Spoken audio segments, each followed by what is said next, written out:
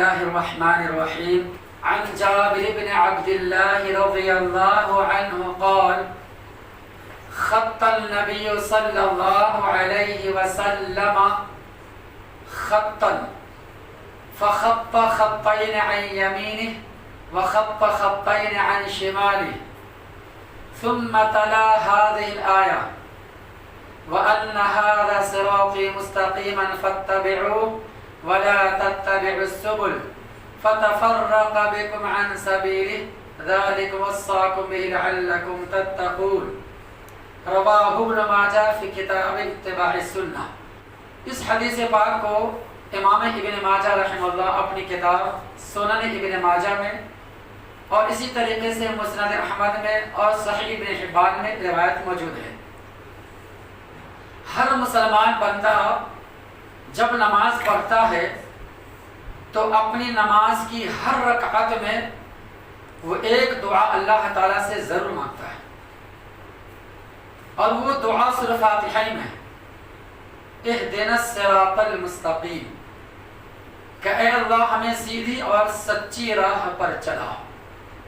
اب یہ صراط مستقیم سے مراد کیا ہے؟ صراط مستقیم کسے کہتے ہیں اور صراط مستقیم کا مفہوم کیا ہے اور اس کی مثال کیا ہے، اور یہ صراط مستقیم پر اگر نہ چلے تو اس کے لیے انجام کیا ہے، اس کے تعلق سے چھوٹی سی حدیث امام ابن ماجہ رحمہ اللہ اپنی کتاب کے اندر لائے۔ حدیث کے راوی سیدنا جابر بن عبداللہ رضی اللہ عنہ کہتے ہیں ایک دفعہ اللہ کے نبی اکرم صلی اللہ علیہ وسلم ہم صحابہ کرام کے پاس موجود تھے، اور اللہ کے نبی ایک لکڑی سے یا کسی چیز سے لکیر کھینچی، ایک خط، فخط النبی صلی اللہ علیہ وسلم خطا، ایک لکیر کھینچی، سیدھی لکیر، بالکل ذرہ برابر ٹیڑھا نہیں، رتی برابر بھی ٹیڑھا نہیں، اور پھر سیدھی لکیر کے دائیں جانب رائٹ ہینڈ دو لکیر کھینچے یوں، اور سیدھی لکیر کے بائیں جانب دو لکیر کھینچے یوں اور یوں۔ اس کے بعد اللہ کے نبی اکرم صلی اللہ علیہ وسلم سیدھی لکیر پر انگلی رکھ کر فرما رہے تھے ھذا سبیل اللہ، یہ اللہ کا راستہ ہے، یعنی میرے سے لے کر جنت تک سیدھا راستہ کیا ہوا ہے، اور اسی راستے پر چلو گے تو کامیابی ملے گی۔ اس سے ذرہ برابر بھی اگر ہٹے، دائیں بائیں مڑے بھی، تو سمجھو وہ شیطان کے راستے پہ چلے گئے۔ کیوں؟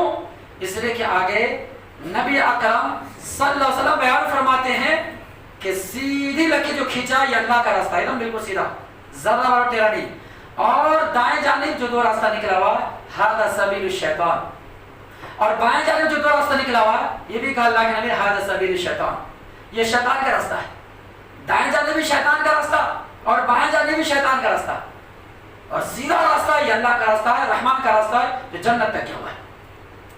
اس کے بعد اللہ کے نبی اکرم صلی اللہ علیہ وسلم اس بات کو مدلل کرنے کے لیے، اس بات کو پختہ کرنے کے لیے، اس بات کی اہمیت کو بتانے کے لیے اور اس بات کو تاکیدی کے طور پر لانے کے لیے قرآن مجید کی آیت پیش کر رہے ہیں، جو سورہ انعام کی آیت ہے، سورہ نمبر 6 اور آیت نمبر 150 پر 3۔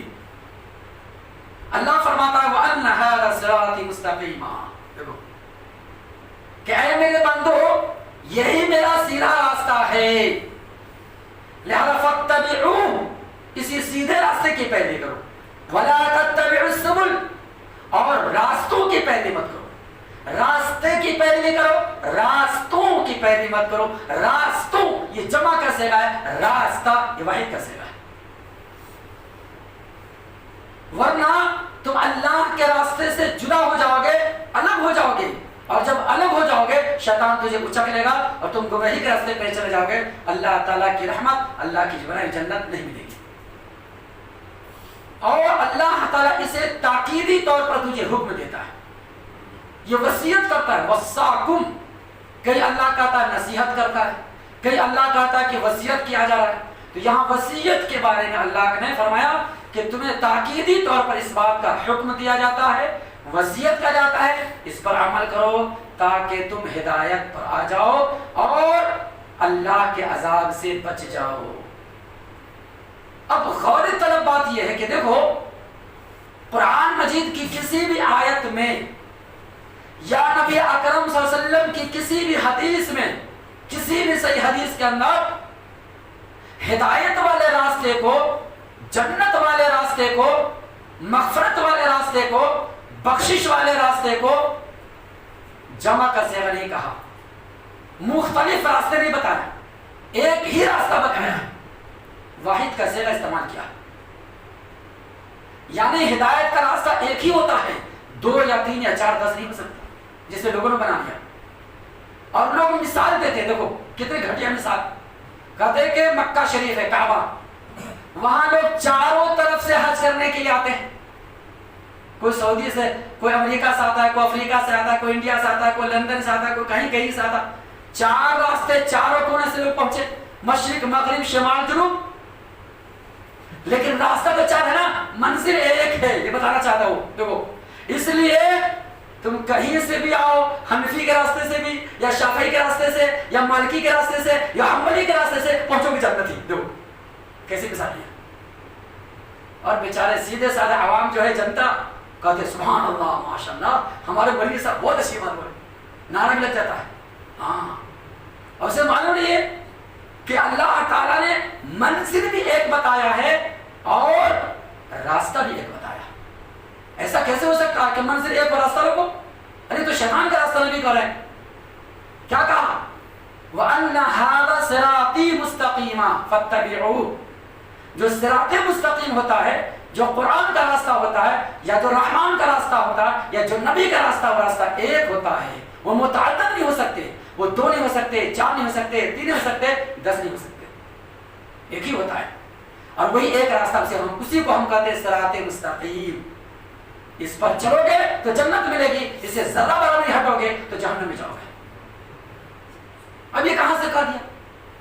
ہدایت والے راستے کے اللہ نے واحد کا صیغہ اور شیطان والے راستوں کے اللہ تعالیٰ جمع کا صیغہ بیان فرمایا. اس سے کیا معلوم ہوا کہ شیطان کے راستے بہت سارے ہو سکتے ہیں.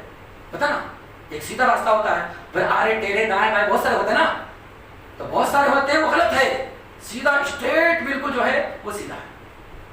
اور ایک بات اور اس واقعے میں دیکھو، اللہ کے نبی اکرم صلی اللہ علیہ وسلم مثال دیکھے کیسے سمجھاتے تھے. آج کل ہم بورڈ کا استعمال کرتے ہیں نا، بورڈ، یہ مثال ہے.